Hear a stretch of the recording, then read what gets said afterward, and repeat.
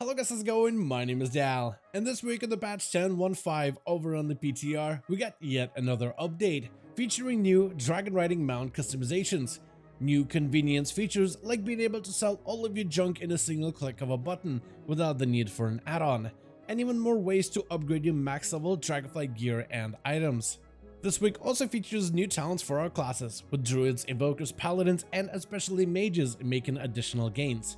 Frost mages in particular are looking to make huge improvements on the PTR, as this spec is seeing a pretty massive overhaul, which could set them ahead of all other classes once patch 10.15 officially launches.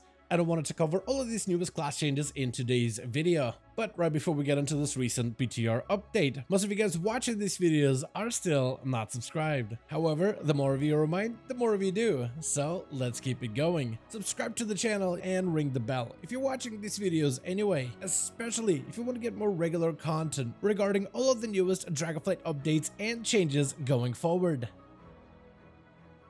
The class of Druid is set to get even more new talents for the patch 10.15, as Rising Light Falling Night makes its way onto the class talent tree. Rising Light Falling Night is a dynamic talent which provides you with a passive buff, either a damage and a healing increase during daytime or a versatility buff during the night. A unique talent similar to the Night Elf racial, which also alters its benefits depending on the time of day. At a first glance, the buff of Rising Light may seem like a stronger choice, but both of these benefits are much closer than most would think, as 2% versatility results in a 2% gain for both damage and healing, with the 1% going into boosting your defensive capabilities ever so slightly. So overall, it's 3% increase to the class of Druid, just with a changing direction depending on what time of day. And besides the baseline druid changes, feral druids are getting even more new talents, starting with dire fixation, which will significantly improve the focus damage output. With dire fixation, shredding your target causes you to fixate upon them, increasing their damage taken from you by 5%. Only one target can be fixated at a time, which allows feral druids to gain a bit more focused target potential in single target or in large AoE encounters. We also saw further improvements to Rampant Ferocity. Previously, Ferocious Bites would cleave all bleeding targets for a portion of its damage, scaling with the damage of the feral bites.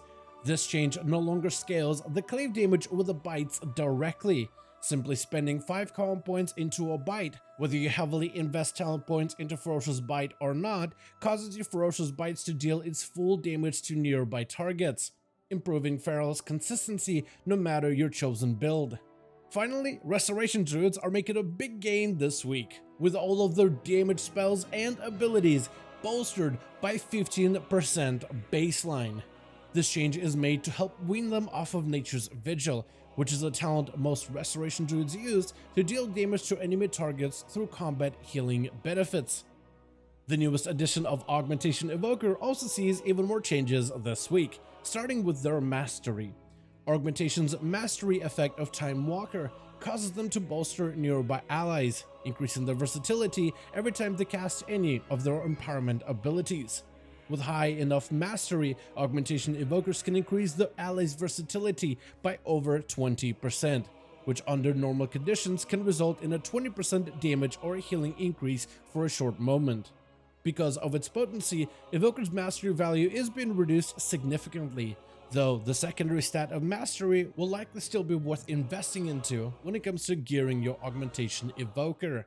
Their Mastery benefits also gain additional properties, as it can increase the duration of passive effects like Essence Burst as well as Leaping Flames Cleave, as well as certain talents like Momentum Shift. Holy Paladins have seen a lot of changes so far in the patch 10.15. with most updates focused on improving their gameplay options between their combat healing melee builds as well as their long distance caster builds, while providing much needed support towards the underused talent options. This week, Holy is getting a new talent of Awestruck, which sits in the same node as Holy Infusion. Awestruck empowers your Holy Shock, Holy Light, and Flash of Light, increasing their critical strike healing value by 15%.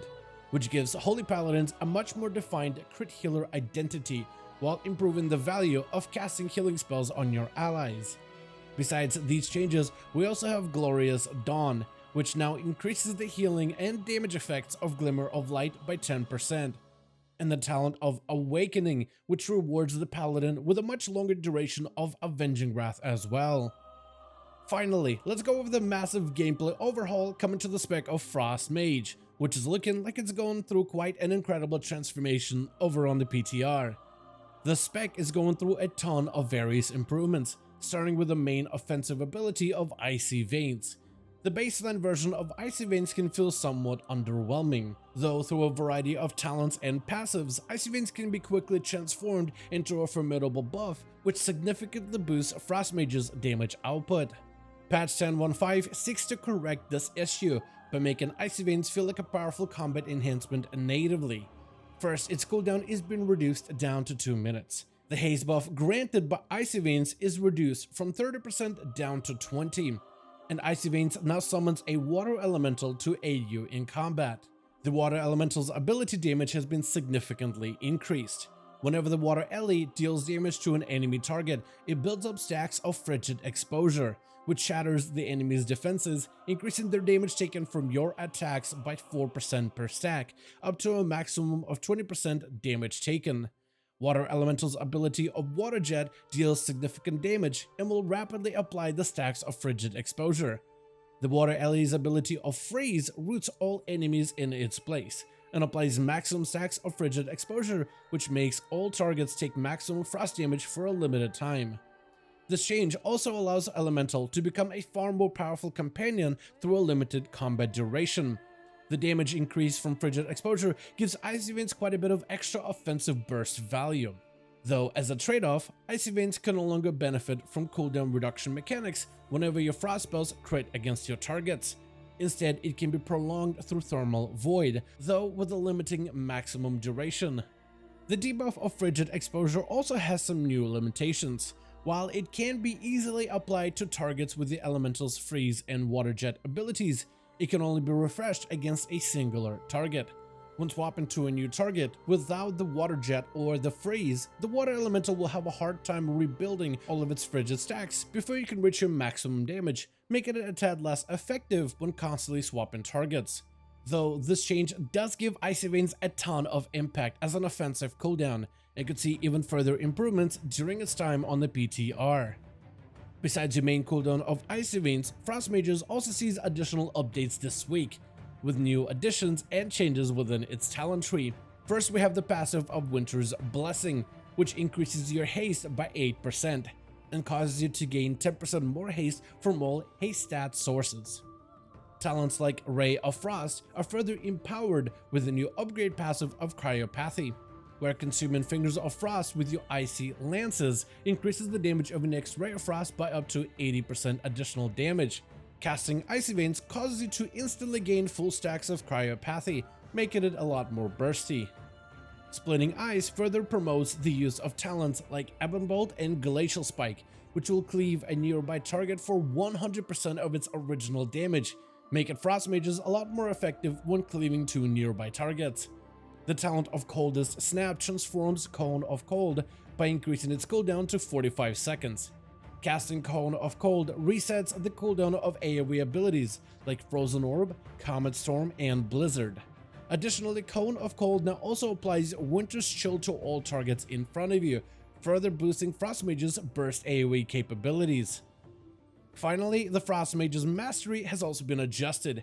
You still retain your Icicle passive, which helps fuel your single target damage, though additionally, your Mastery also empowers the damage of Frozen Orb, Blizzard, Comet Storm, Icelands, Glacial Spike, and Ray of Frost, which helps fuel your AoE damage, your cleave damage, your instant cast burst abilities, as well as some of your most powerful talented frost spells, further boosting your overall Mastery's value, which has the potential to make Frost Mages a worthy competitive spec if tuned appropriately come patch 10.15. I want to thank all of you so much for watching this video and hope you guys enjoyed. Let me know your thoughts in the comments below. as per usual, if you guys enjoyed this video or found it informative, go ahead and give it a thumbs up. I would very much appreciate it. And as always, in the description of every single video and live stream, we have a link to our Discord community channel. Probably the best place to reach out to me directly in case you want to let me know what you thought about this video or hang out with the rest of the community to discuss some of the upcoming changes. Join our Discord to become part of the community. But otherwise, thank you all so much for watching this video. I do hope you guys enjoyed. Let me know all of your thoughts down below. And as always, I'll see all of you guys in another video.